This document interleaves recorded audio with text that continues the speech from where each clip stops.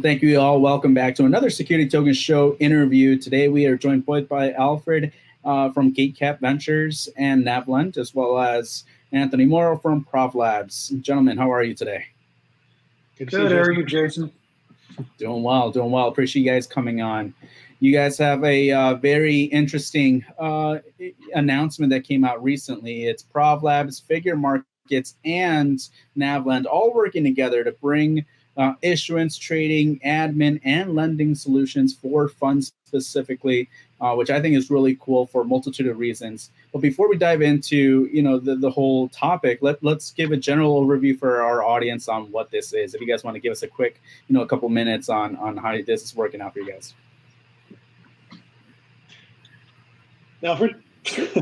Yeah, so I'll go first. So good morning, Jason, thanks for having us on. So Nav Lend is a lending platform that is built purposefully to enable private funds to be used as collateral on chain.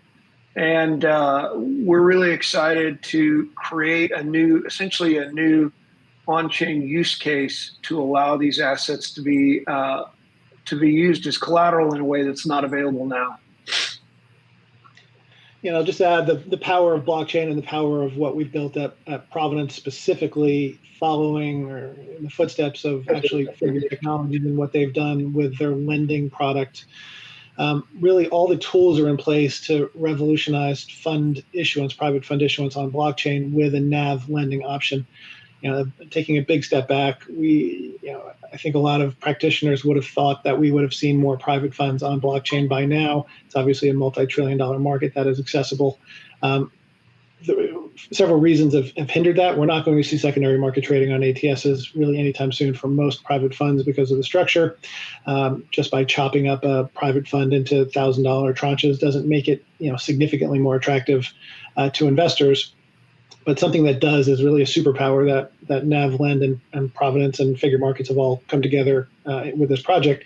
The ability, if you're an LP and you hold a position in a 7 or 10-year private fund, the ability to take a 20 or 30% loan against your NAV position truly is revolutionary, and we think will unlock significant fund issuance because the world will quickly separate into those funds that offer their investors the ability to take out a NAV loan and those that don't. Yeah, that's a value add, right, for the LPs to be able to get some additional liquidity. It's another form of liquidity, really, in terms of, being, again, to be able to add utility to your fund units. But then on the GP side, how does this benefit GPs, the fund admins and whatnot?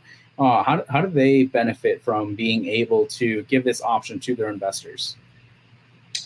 Yeah, I think that's a great question. I would say for the GP, if you think about the ideal relationship with your investors, what you're really looking for is a long-term relationship, right? Whereas you raise sequential funds, they're also raising, coming on board. And so this gives them a way to take an asset, especially in the venture space, that may be valuable, but tied up from a liquidity perspective for 5, 6, 7, 8 years, to be able to turn that into a more liquid asset in order to maybe commit to another new commitment for another fund with the same GP.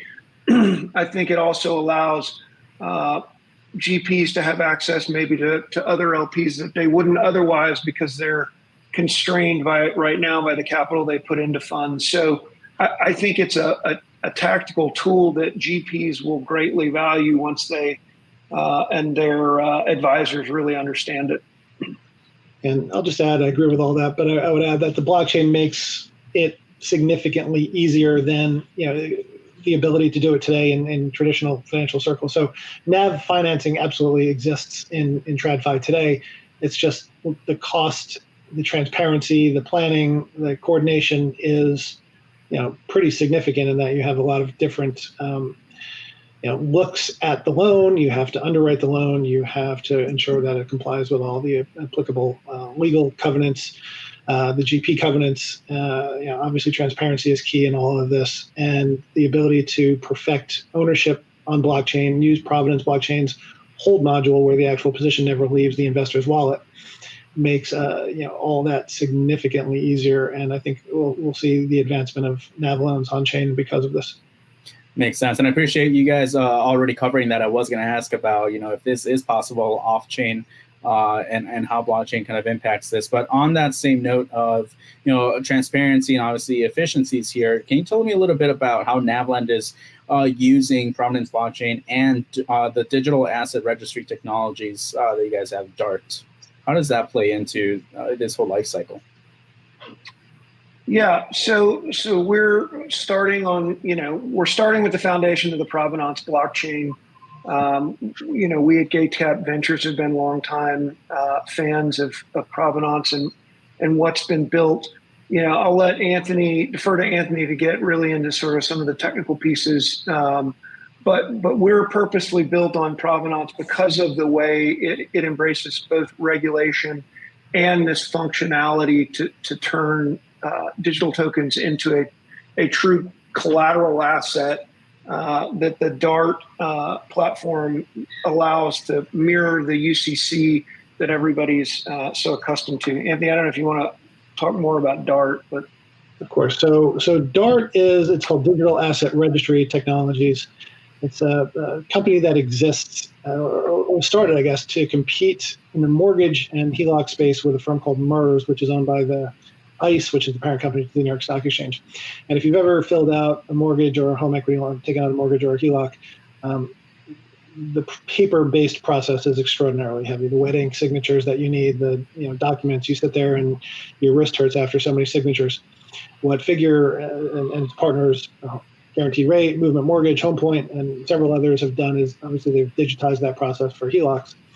And now you can have things like a video notary session, so you don't actually have to have a notary watch you sign things in person. You have all your other documents that are uploaded to what we call an encrypted object store, and a hash is then written to the NFT that is actually the creation of the loan.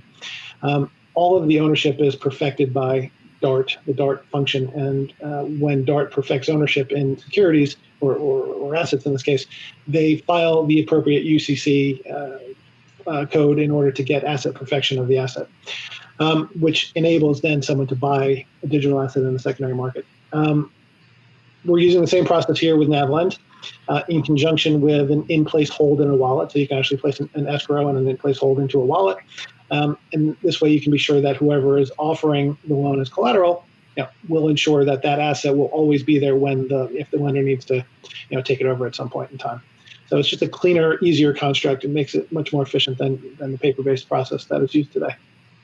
Makes sense to me. So on the GP side, we have streamlined operations here. You're using multiple parts, both Provenance blockchain, DART, and of course Nav Lend is leveraging tech, as well as for the LPs, they're getting a liquidity optionality. You can take a loan out based on your NAV position and so forth. I think it's great.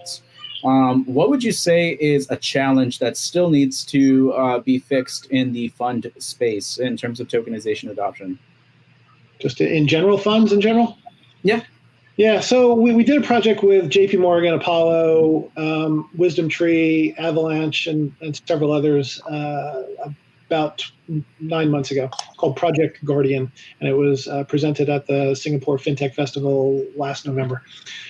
It showed the future of private funds on chain, and JP Morgan had some really slick marketing around it, where they had a theoretical fund manager with 1,000 different SMA accounts, and it showed how she could rebalance those SMA accounts according to their model portfolio among many different private funds. And their marketing said we took 3,000 manual steps and brought it down to one function, all because the funds were all on blockchain and all ownership perfected through registries and creates, redeems, and trading for liquidity. Now, what was unsaid, it was a proof of concept, obviously. What was unsaid was there are not thousands of funds on chain today for the JP Morgan fund manager to pick the appropriate portfolio allocation. So it turns into a chicken and an egg, right? So we see the future. How do we get there, right? So for most funds, the present is going to be a little bit messier than they would like. So in order for blockchain value proposition to take hold, blockchain has to be cheaper, faster, and very most importantly, when you're talking about securities and financial assets, safer. For funds, that is not the case during the transition. So during the transition, there will be a time when it is the opposite of cheaper, faster, and safer. They'll have a digital twin or a digital receipt on chain. They'll have the offline transfer agent generally making the source of truth cap table, and then there'll be reconciliation issues and other fund related issues while they have two cap tables and they make the transition to blockchain.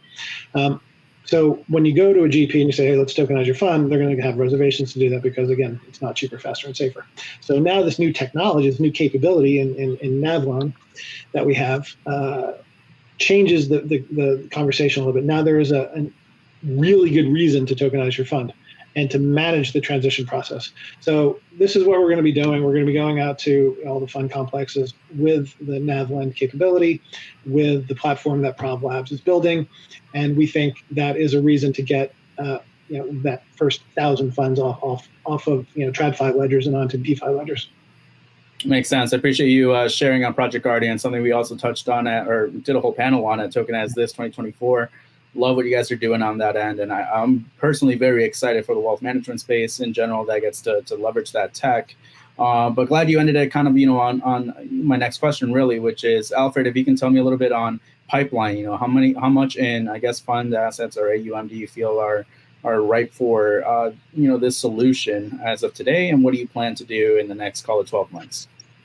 Yeah, so we'll get started with a relatively small set of funds, right? And much in the same way Figure did, really work through the process in a slow way to allow people to see that it's safe. I think that's really what Figure has demonstrated, that the best way to get institutional grade assets on chain is to sort of eat your own cooking, and then when you develop the ability to show people that it works, we're going to take that same approach, right? So, it'll be, tens of millions of dollars of assets early, right? But if you think about the number of private funds just in the US, especially in, say, venture, you've got hundreds of billions, even trillions.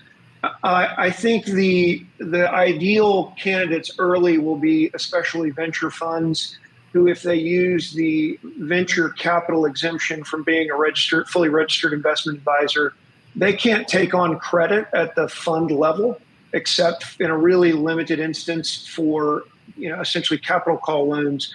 So a private equity fund that's a fully registered investment advisor, if they want some late liquidity in a fund, can actually take on debt at the asset level within the fund. Venture doesn't have that ability, which is why we think that's an exciting new thing for venture LPs. So we'll start there, and then we've had a lot of inbound interest since this was announced. So the pipeline's, I think, filling fast. Very cool. Appreciate the breakdown. And I'm excited to see, I'm first of all glad to see that, you broke it down into venture kind of being the first, go at this tech. Curious to see how much you guys bring on chain and help them in AUM over the next few months. But yeah, no, this is great, guys. Is there anything that you guys want to share before we hop off here? I would just say that this is the one aspect of offering collateral on chain, and I know Figure Markets is looking at that holistically. So, in the future, you would be able to do a NAV loan on your GateCap private equity or venture fund and go use that 20% leverage that you just took and go buy Bitcoin, right? So being interoperable across a platform, I think, is a really interesting way to build an ecosystem. And I know Figure Markets is looking at that very, very closely. Certainly today on Figure Markets, you can take out a loan on your Bitcoin portfolio and go buy a private fund. So you can do the opposite of what we're talking about. It's just doing the private fund loan and then go buy Bitcoin is obviously a new capability because it's easier to underwrite Bitcoin than it is to underwrite a private fund. Yeah, and I think that's a great point, Anthony. This interoperability, it's one of the things we liked about Provenance early on, and the vision that Mike had when he and his team launched it from Figure. The ability to take an asset that is sort of limited in use case today and use it, for a margin loan in the future is pretty exciting. And I think GPs will quickly start to appreciate how that opens their their potential investor base quite a bit if they offer that flexibility. So, Anthony and I have talked about this before. I think at some point it switches from a feature to a must-have for the general partners of the future to enable this capacity in their funds. And obviously we at Nav Lend are excited for that future. Fantastic. Great. Well, I'm excited as well, guys. Thank you so much for coming on and sharing this. Obviously, anyone that is watching and thinks they could be using this solution, hit up Alfred and Anthony to learn more and see how you guys can work together. Appreciate it, both of you. Thanks for the time, Jason.